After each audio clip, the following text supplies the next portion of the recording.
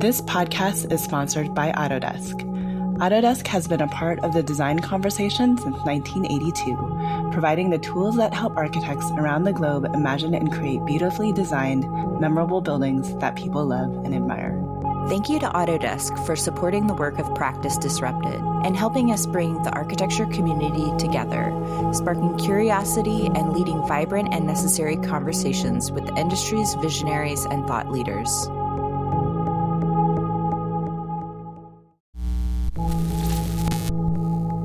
I'm Evelyn Lee. And I'm Janine Chastain. We're collaborating on curated conversations to explore how the industry of architecture is changing.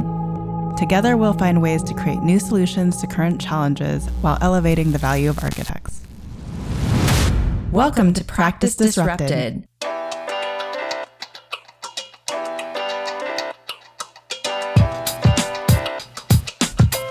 Hello, listeners. Hello, Janine. Hi, Evelyn. Hi, Disruptors. Today, we have another longtime friend joining us. Ben Kasdan is an architect and principal at KTGY in Washington, D.C.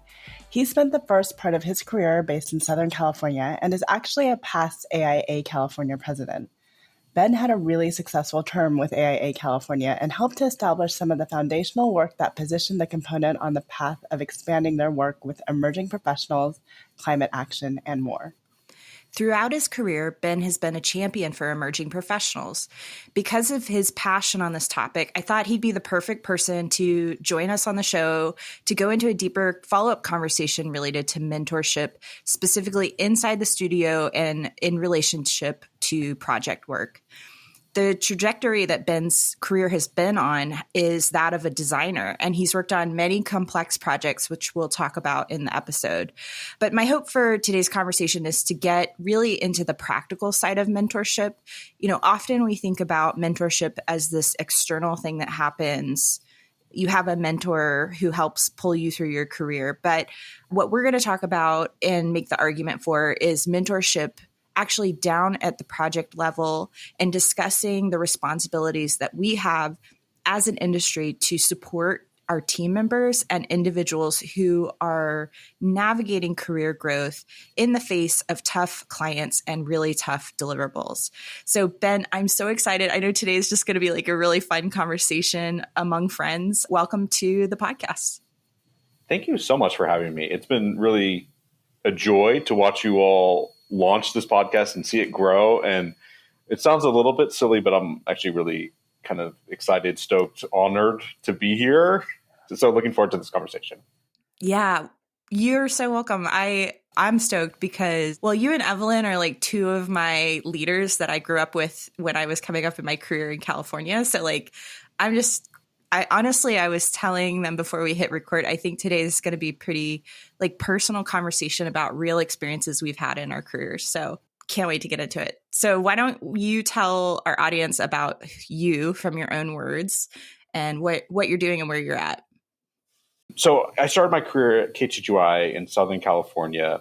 I spent about 15 years there, and it's a completely different place now than it was before, which has been really great. And I've been able to be a part of its transition. And in 2019, I was offered the opportunity to move coasts. And I've been co-leading the studio that focuses on high density housing. So we do all different population types, all different affordability levels, from housing for the unhoused to market rate to affordable families, affordable seniors, student, all these things. And I co-lead a studio in DC with about 40 people. And before I left, I was the president of AIA California, and I ran on this platform of doing less things, but focusing on those things more deeply. And the things that we really focused on were climate action and the support of emerging professionals. So in thinking about how to structure this episode, you know, knowing your love of supporting emerging professionals, like to help them grow in their careers, I wanted to talk about the complexity of actually bringing people up in practice, because this seems to be like a really challenging topic in our industry right now. I think you can talk to anyone at any office across the country and hear that they're struggling to hire talent. And then the demands on project leaders' plates are pretty serious right now. And so that's causing training and talent development to sometimes take a back seat in support of getting project work done. What does support for emerging professionals look like inside of a firm?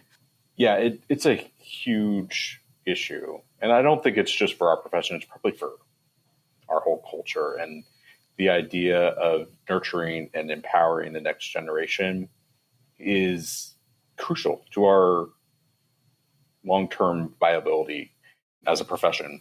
And I approach mentorship a little bit differently. I didn't realize that it was different until later, but I don't see it as an arrow. I see it as a circle. I mean, the people that have less experience than me teach me things all the time. And I think the key is to be open to that as a possibility. I realized reading a book called Multipliers by Liz Wiseman that she really crystallizes my philosophy in a way that I couldn't quite articulate. I have this hashtag that you'll see, One Team, One Dream, and I use it with my family. I used it with the marching band that I was the drum major of in high school. I use that a lot. But really the idea is that the goal of the leader is to inspire, to stretch, to pull, to grow, to get the people that they're leading to realize potential that they didn't even realize they had. And how Liz Wiseman puts it is this idea of multiplying people. And to use a real life example, kind of the historic model of apprenticeship or, design leaders in particular is that there's one person that has the fat pen and they take their idea and they hand it off to the next person in line, and that person draws it more precisely and maybe has the freedom to fix any issues, but they don't really have any say in the concept or in challenging the assumptions in any way. It's really you're taking one idea and you're adding precision, and then the next is adding refinement, and that's it. And so it's additive. So the idea is only as big as that first person's imagination or experience or perspective, where I try to do something that's more open-ended. We approach any design, and everyone on the team has an equal voice. And it doesn't matter if you're a summer intern or a person with 30 years experience. A good idea comes from anywhere, and we challenge each other on our team just to make every idea better. And what happens is one idea gets synthesized with another person's perspective or their take on that idea. And these ideas aren't just added together, but they're multiplied. And that lends itself to a more joyful experience in designing. And it also jumpstarts their professional growth from the beginning of their career. So I think the model that you're talking about is very indicative to this whole move from leaders being like task managers to leaders being coaches. But I think what's also interesting about what you're talking about is it enables more feedback loops throughout the process. Like right now, I feel like a lot of people get most of the feedback at the end of a project or at their annual review. But I feel like this also enables them to get constructive feedback or an additive of ideas throughout the process. I guess my question to you is, how do you manage that expectation? How do you set that expectation of the team at the beginning of a project, especially if somebody is new to the practice? It's a very good question. And especially in my experience, a lot of the best designers are kind of introverted. So it's not in their nature to jump into sharing their own ideas, especially if they're new. And the trick is that I'm actually kind of shy too. So I understand. And everyone is a little bit different. But I really take a systematic approach to make sure that I'm able to connect with everyone. And we really just set the tone from the beginning. And some people like being called on and saying, what do you think, Evelyn? Some people hate that. And figuring out what kind of prodding is inspiring versus terrifying is part of the job for me. And so on people that are shyer, I will often just connect with them one-on-one separately. And what do you think about this really? And pretty quickly, even the shyest members of my studio begin to feel the trust and the safety of our circle, and they're able to contribute because of this community that we sort of built around this idea. I'm really glad you brought up trust and psychological safety, because I would say I had a really hard time. Just to be honest, like I really struggled with some of my experiences trying to work in practice and learn how to become an architect. I think that people have good intentions in practice, but one of the things that I kept observing is people have differences of opinion on their individual learning preferences and individual communication preferences that become a barrier to actually connecting with other people. And so to come back to that idea that you were talking about at the top of the episode, it's like it's about a culture shift. Like what we're talking about is culture. And the way that you create that culture is through trust and psychological safety. So if I don't feel safe with the leader, you're not going to get your best out of me. Whereas like in this conversation with both of you, I feel such a deep sense of trust. I'm more likely to come forward and open up and be more vulnerable. Yeah, what's also interesting for me when we're looking at kind of the future of work and hybrid and this notion of trust and psychological safety is, architecture and architects want to be the most innovative individuals. And it's not necessarily the time in the room at a charrette together that drives innovation. It is the trust and psychological safety so that everyone feels that they can have a voice and actively participate. That truly drives innovation. I agree so much with both of you. And picking up on one of the pieces that you said, Janine, about the method of communication, people prefer a certain method, and it is irrelevant what my favorite method is, because I'm trying to get my team to perform at a higher level than they even know they're capable of. So I have to work at their most comfortable in order for them to be able to operate at that high level. And if I'm forcing them to do it my way, whether it's communication or stylistically or one idea versus another, then you're going back to the Liz Wiseman multipliers terminology, then I'm diminishing them. I'm not multiplying them. I'm limiting their potential, not expanding it. So that's a really good topic to discuss. So I think it's one of the biggest challenges that any mentor or architect faces in trying to work with teams and individuals is there's your comfort zone. So when you start out in practice, where you feel like your best is at in terms of what you can design or what you can deliver on project deliverables may be at one level, but to be a great architect, you have to kind of move past that comfort zone and move into new skills that feel really uncomfortable when you're trying to learn how to do them for the first time. Like, let's just take code as a really easy one that everyone can agree is painful, and you can apply that across so many different topics that you're trying to learn at the same time. So what have you found as helpful in terms of approaching that with individuals to get them to do their best, to get them to, reach just a little bit further? It's a great question. And the answer is different for everybody. Again, like I have to find what really works for different people. And I think a lot of times when I describe this idea of this culture that we're trying to build together, people think that it's always like this overwhelming positivity. And it is. It's optimistic for sure.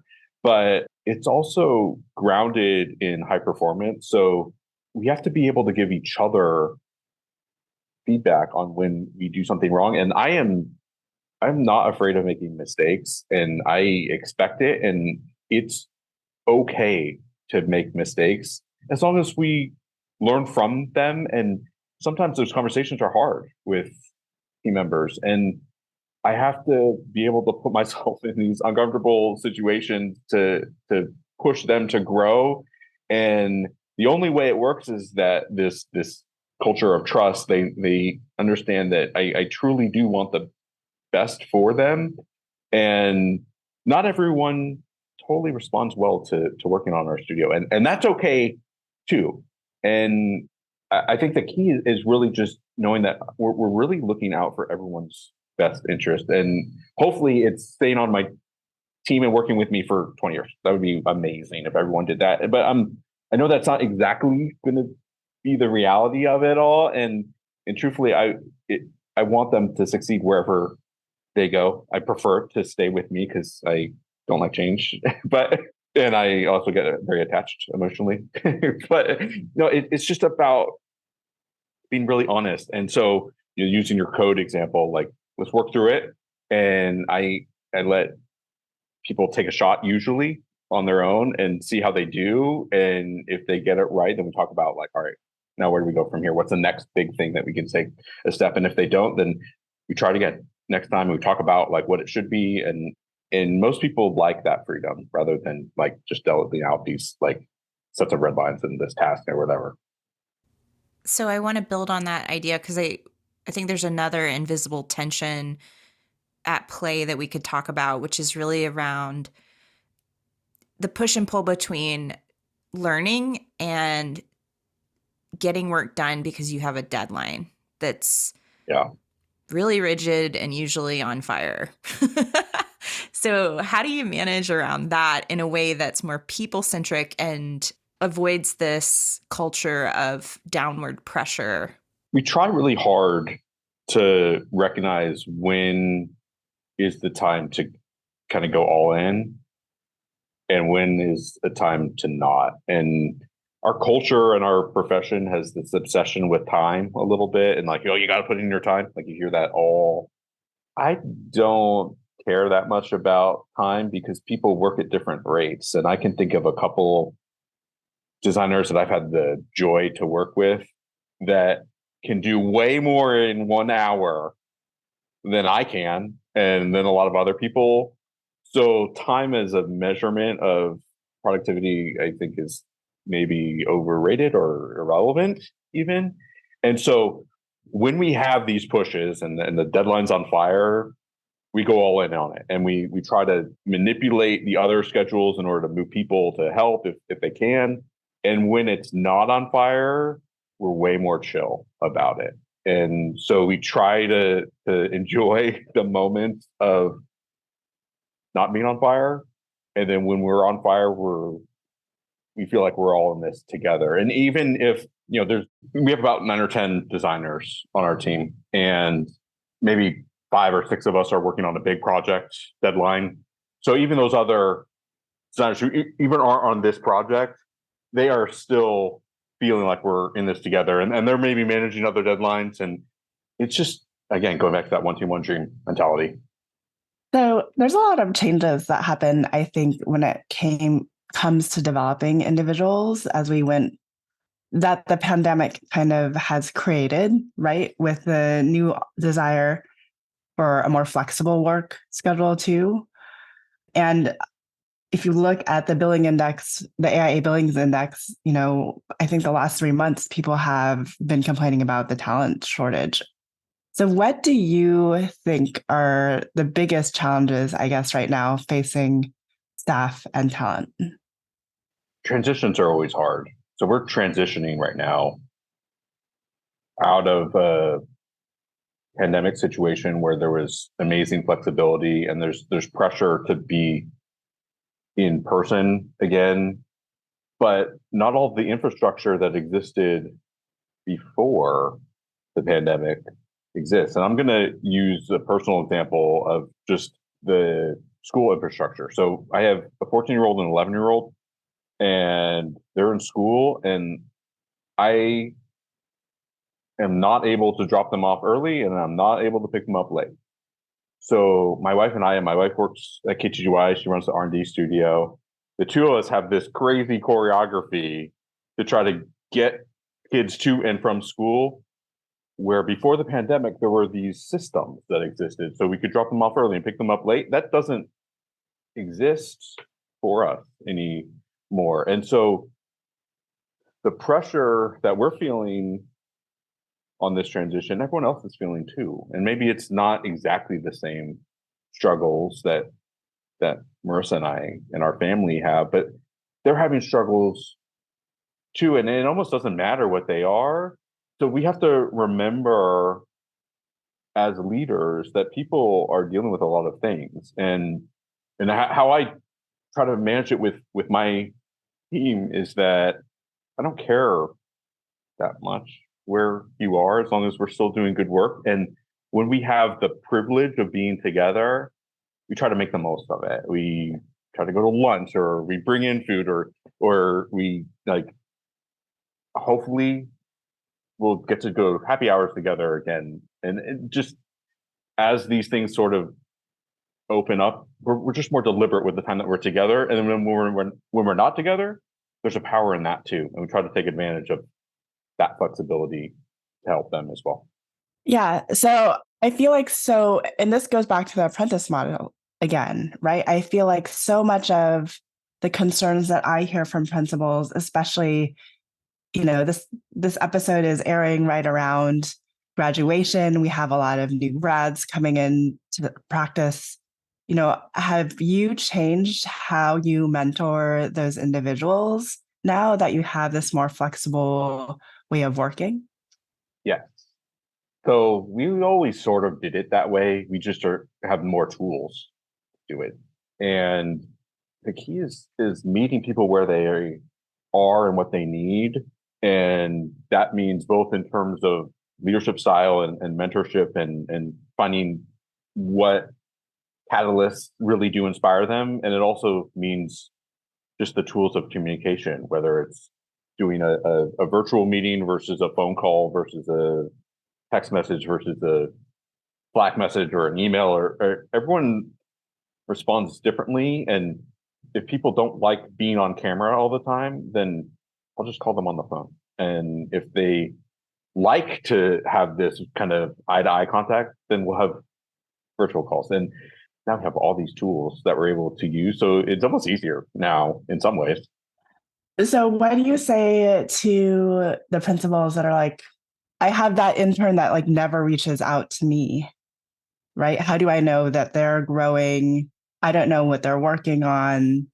I guess the biggest concern right now, especially with the younger folks, is that we don't have eyes on them. And then the second concern also is they're not in the studio environment, so they're not absorbing all of these ambient conversations. I guess what would your response be to that?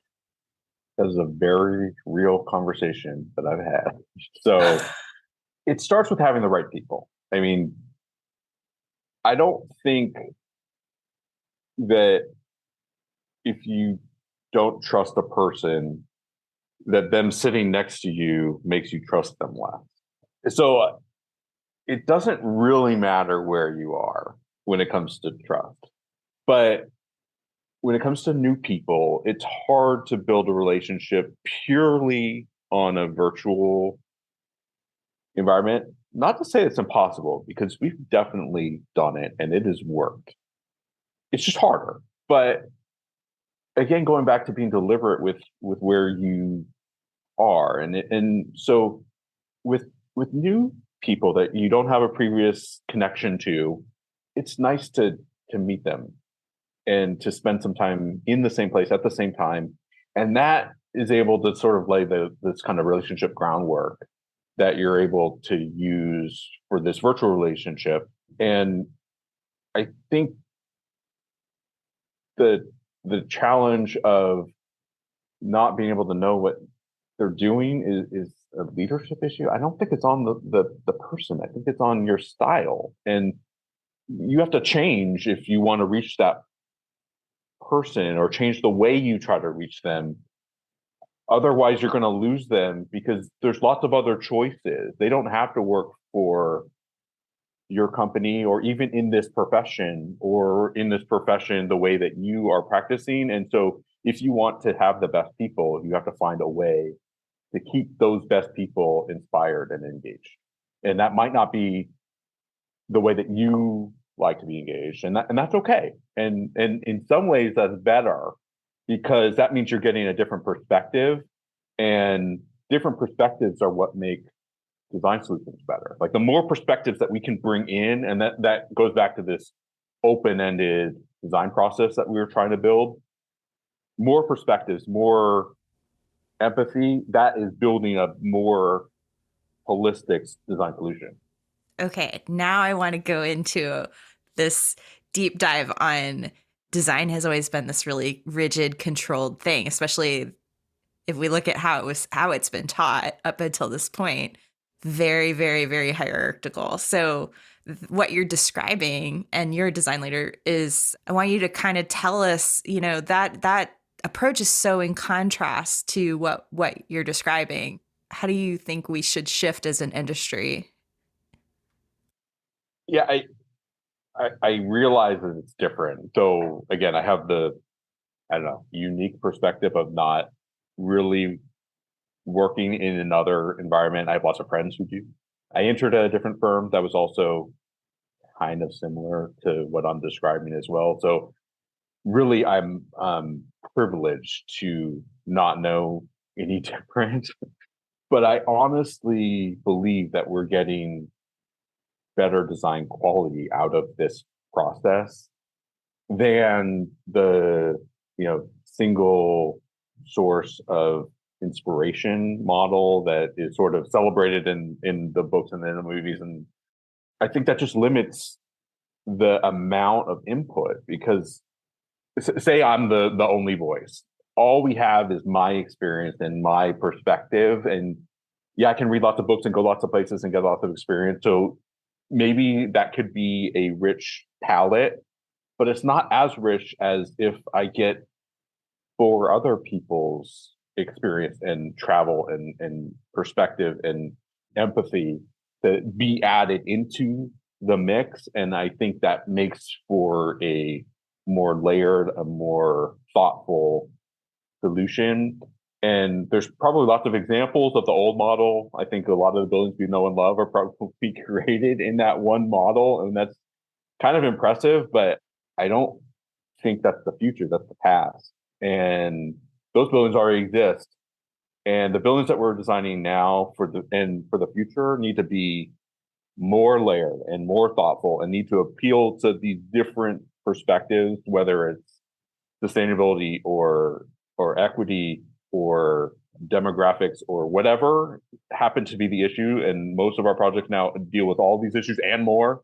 And so the more inputs that we can add to the design process are what will be required. And lastly, it's way more fun. Like I can't imagine enjoying the pressure of being the only source of inspiration for these projects. That just sounds awful. And yeah, it's not what I know, but it's fun when we riff off of each other and someone has an idea and another person is able to take that idea and tweak it in a way that we hadn't thought of before. And then the next person adds to it further. And it's sort of like a game.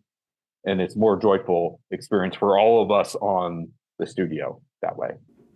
I think one of the underlying things that's going on in this conversation about mentorship is that we're really talking about soft skills and the ability to understand people in the context to working in group dynamics. Soft skills, I think, is an incredibly hard thing to teach. And to your point earlier, sometimes people, it's not their like natural language in terms of how they're thinking about their work. So I guess the question is really about how do you define soft skills? How do you think about soft skills? How are you thinking about that in the context of your team and how you show up as a leader? I like how you put it. Soft skills are hard to define or whatever. You just said that was really great. It's hard to teach. the funny thing about it is it all comes back to the work. And so if you want to get the best possible work, you need to find a way to inspire every person. And that way is different for every person because we're people and every person is different. And so it's less about learning some set of skills as a leader, and it's more about trying to connect with each person on this individual level. And if you're able to discover what makes them excited about their work, they do better work. And it's funny because we really haven't talked about like the business from like a business perspective at all. But what I'm talking about is the business side of it, really, and trying to get people to do their best work as quickly as possible. And that sounds a little bit callous when I say that out loud, but we all have to do projects that are successful and that meet the deadlines and meet the budgets and all those things in order to keep going on that next one. And so it's kind of a funny way to approach it, but soft skills are really about getting to the best work. And some people are more suited to figure that out, but the ones who aren't don't have as high performing teams. Yes. In 2023. Yes. Oh my gosh. Thank you so much. You read my mind. This is really what tripped me up and why I was like, I swear, I think I could have been a really good architect, but kind of navigating external factors that happened, but also like things that were happening inside of like my experience trying to practice. I just felt like I was swimming against the stream a lot of the time. And one of those things is that I think technically minded architects struggle with the soft skills. I don't think it's really as recognized. And it's really unfortunate because I think it's this, like you just said, it's the secret ingredient to if you want someone to show up and do their best work, figuring out what's important to them and then getting them excited about the work is the puzzle to unlock. Otherwise, if they're not engaged, they're going to leave or they're not going to deliver their best work. Which is sometimes worse than leaving. Yeah, then you have somebody who's just really unproductive on your team. They're miserable. You're miserable. Yeah. And the worst part is then if you're not talking about that, then it just sits there and it stagnates. And I think it actually can be pretty easily fixed, but it takes a willingness to adjust your perspective. Yeah. And it takes obviously courage to be that honest and to recognize that it's not a fit or that something needs to change. And that's so hard. It really is. And the people who can figure out when it's time to make those adjustments are finding success in ways that others aren't. How would you approach someone that like their technical skills are not where their brain naturally goes? Like, how do you help people succeed who are coming along and trying to grow those technical skills early on? There's lots of different paths. And I don't think that there's a prereq necessarily of any set of skills. And usually you can sort of navigate people to find a home that resonates with their skill set, their interest, their preferences, their whatever. And so hopefully you're able to kind of recognize those preferences and able to navigate them to a spot where they can thrive. In terms of just, say fresh graduates who want to learn a lot of new skills and don't have them yet, it's just about time and patience. One of my mentors said it's a marathon, not a sprint a lot. And that's very true. And what I noticed is I felt like I was new for a long time. And then all of a sudden I was old. Like I didn't ever have a middle. I went from like the emerging professional to leading a studio. And I never really felt like I was anywhere other than the like up and comer and then now like leading the place, which is a little bit odd. I wonder if that's true for other people. too if they feel that way. I felt like, oh, I need so much more to learn. I need so much more to learn. Now they say that, I still feel like I need so much more to learn. But the patience of like just getting another project and learning from your mistakes and learning from your successes and asking good questions, all of a sudden you have a whole tool belt full of these skills and confidence and experience that you can reach on and when you need it in the next project and the next situation. Yeah. Oh man. I've definitely heard the time thing before. One of my very good mentors has told me numerous times. One of my struggles is patience because, you know, it's hard because I deep down, like the thing that gets me excited is leadership and leading and people and stuff. But that stuff doesn't come at the front of this experience, it comes later. And so my impatience really was because I couldn't get to any of that fast enough. And yet I do recognize that like it's the time you sink into repetition and really going through the struggle of the learning process that gets you through the curve of learning. But I really struggled to reconcile those two things in my own experience.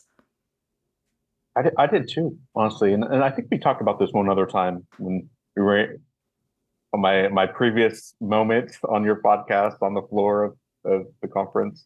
I wasn't feeling like I had the opportunity to build leadership skills in my professional life. And AIA offered those opportunities to learn those skills. And I owe a lot to the organization. That's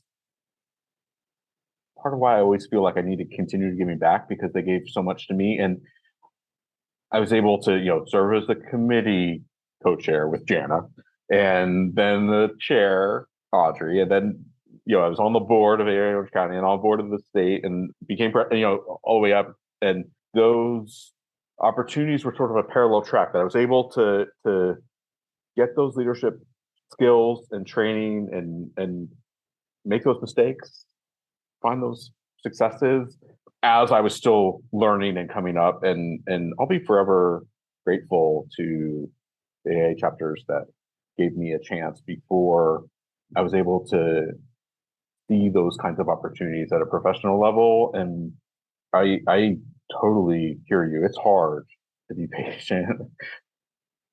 Yeah, I think for a lot of people, I think that people who get really involved in the AIA tend to have this like thing where they want to volunteer and lead. And it is such a great outlet for those people. And that is developing leadership skills, I think, is definitely one of the best things that comes out of involvement in that kind of leadership capacity. I agree so much. And there's so many good examples of leaders to follow. And even before I read that Liz Wiseman book, I saw how Paul Welch would lead. And he used that mentality of multiplying people. And to see how he mentored Nikki Dennis Stevens, who's now the executive director of AIA California, and how the two of them saw in me and other young professionals at the time this potential that I didn't see in myself, that empowered me as a leader that I bring to my studios today. And again, just a super cool kind of way that my volunteer life and my professional life kind of crossed over. And I'm forever thankful for their mentorship. And do you think that your AIA leadership growth has influenced how you lead in your project role and studio role? Yes, of course. And vice versa. I use One Team, One Dream on all of it. And the hope is that everything is getting better all the time. And that we're always learning, always building up and supporting each other. And those efforts at improving the culture, I could be talking about both things because I am. And that's really cool to be a part of. So I kind of want to close out this section on mentorship by leaving our listeners, especially anybody who would like be a peer to you, someone who's like in a leadership role, a principal, a project architect, a project manager, somebody who's managing a team. What recommendations can you leave them with for just immediately going back to their team and trying something out that will have a positive impact, or something that they could do over the next several months that would make a difference? I think the first thing is just being open to ideas. And what I mean is really actively pulling ideas out of your team because they have good ideas. And if you're able to access those ideas, it makes everything better. And there's a power in that collaboration that has been really fun to be a part of on my team. And so it'll be really fun on your teams too. Yeah, I think it's like you can't just expect people to come forward. There's like this weird dynamic that's invisible with leaders where teams might not always bring their ideas forward. But if you, as the leader, are able to invite them into that, like we talked about trust, but yeah, prompting them and asking them and challenging them to contribute, I think that grows over time. And I think consistency and repeating that process over time really is what develops that amazing culture that we're talking about. I agree so much. And it just, it's all about trust. I mean, we've said that a lot. And when people give an idea, it's just a part of themselves. It's tied to them emotionally, and you have to respect what you're getting from them. And if you can, it's really, really powerful. And building that community, that culture of trust, there's also really great creative output. So, Ben, I can't remember the first time we met each other, but I have this feeling that it was at an AIA California board meeting. And I so loved seeing how you moved through the ranks to serve as this president.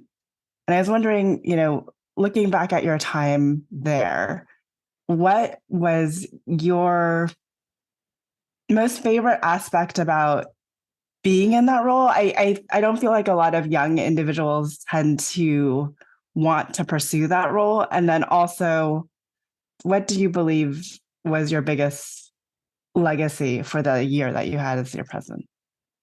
I love part of AIA California. I miss it. I love being in DC too. Don't get me wrong, but the people in AIA California, and correct me if I'm wrong though, I think Evelyn, you and I go back to AIA Orange County days. So it's even before like the associate committee of AIA Orange County. Probably. Like, way back. But this idea of one team, one dream, I of course applied it to my time in AIA Orange County and AIA California. And we just had an amazing team. And so we would see these, let's call them opportunities for improvement in the governance and the structure and the focus of AIA California. And we just challenged ourselves to find ways to make it better. And we did, which is really rewarding. And what I noticed as I was kind of coming through these ranks, and the first time I was on the board was as a young architect, regional director, which exposed me to the National Young Architects Forum, which is another amazing group to be a part of. And we looked at ways to better support emerging professionals and found a couple of things. And we established this sort of ongoing relationship with NCARB that has resulted in some of these changes. Even the ditching of the 5-year rolling clock, we proposed that idea in a letter that I wrote in 2014. And we proposed some other things that happened very quickly. And NCARB told us no on the 5-year rolling clock back then. And so it's kind of cool to see that, we saw these issues and pointed them out. And even the ones that we thought were unsuccessful at, ultimately it happened. Probably other people wrote letters too. But we saw these opportunities to make the profession better, and we did. And then as president, I saw that the AIA California staff was stretched so thin because they were focusing on all these different things at the same time. And yeah, that we were getting great work done, but we could do more. And so we really worked hard to kind of narrow, all right, we're just going to focus on a couple things, maybe even just one thing. And what we focus on, as I mentioned a little earlier, was climate action and empowering emerging professionals. And on the climate action front, it's been really cool to see how that has focused the continuing education and all of the programming and all of the social media presence and everything. And they're making real progress there and continuing to do so. And I think the staff is more energized too to not just be chasing everything and be focused. So that's maybe the thing I'm most proud of my year as president. So I think, you've accomplished a lot just hearing back. I forgot about that whole rolling. It's funny how things have to get proposed. Well, it's not funny, but to kind of remember how, talking about how long we talked about stopping the rolling clock. So for NCARB. But I guess, now looking into the future, what would your future vision for the profession be going forward? Where do you imagine the biggest opportunity is for us? I think that AIA is so amazing at generating good ideas, and we're not as amazing at sharing those ideas with each other and with the other groups that may be working on the same thing. And it is sort of a stupidly simple, but also amazingly complex problem because it's so simple, but we haven't quite solved how to share information and empower each other so that we're not all doing the same thing at the same time in parallel, not knowing it. And I think if we can solve that communication piece, or at least just get better, I think we would empower all of us, national, state, local, in a way that we haven't quite been able to unlock. And I know a lot of really smart people have tried to solve this and we haven't figured it out yet, but it's definitely an opportunity for improvement, in my opinion. And it seems like we should be able to find a way to improve that. So it's interesting, Ben, that you point to communication as a challenge of the AIA, because that's actually kind of very related to what we're talking about in the context of our prior conversation on mentorship and mentorship inside the studio.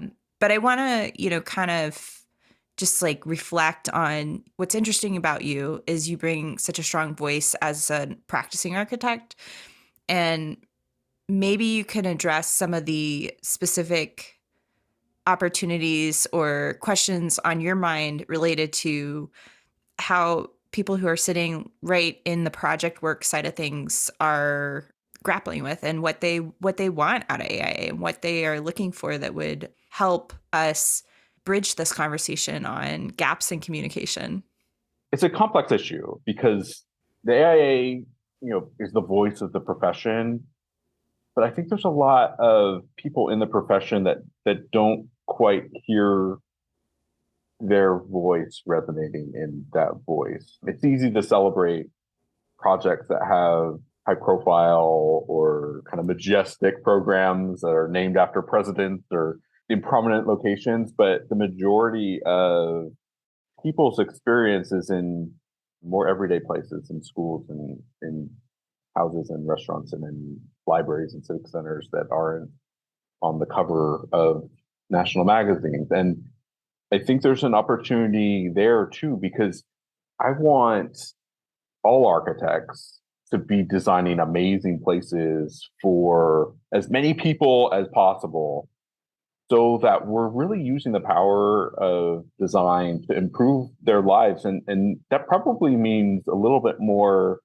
celebration of these more humble typologies or more kind of everyday spaces and places and buildings. And there's a really great work that's happening there. And I think the people that are doing that noble work deserve to be recognized for those great things that they're doing too. And so it's a small thing, but I think it could go a long way.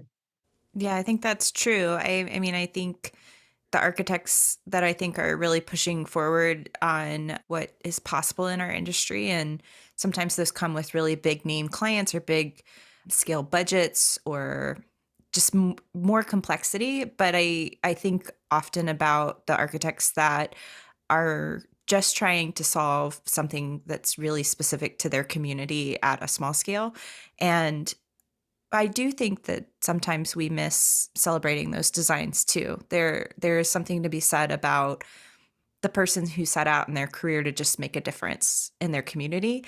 And I would love for us to celebrate their projects more. I agree so much. Yeah, there's a nobility in that mission. And I think the profession could benefit from celebrating some of those small but mighty accomplishments in these communities across the country. Well, thank you so much, Ben, for being here with us today. I feel like we could talk for a very long time, and we probably will have a follow-up conversation later, but just want you to know that, I think I thought that this conversation would be really special because of just how long I've known you and like how much I've seen your career grow, my career grow, and just being able to talk to you about mentorship in a really honest and open way is really cool. Yeah, we could talk about this probably forever. And it's been fun to try to put words to this concept because it's so important. And I appreciate the opportunity to share some of my thoughts about mentorship and the profession. And it's been really fun to see your career trajectory grow too. So we've known each other, we go way back. We're each other's people. Yeah, we're each other's people. I like that. Yeah.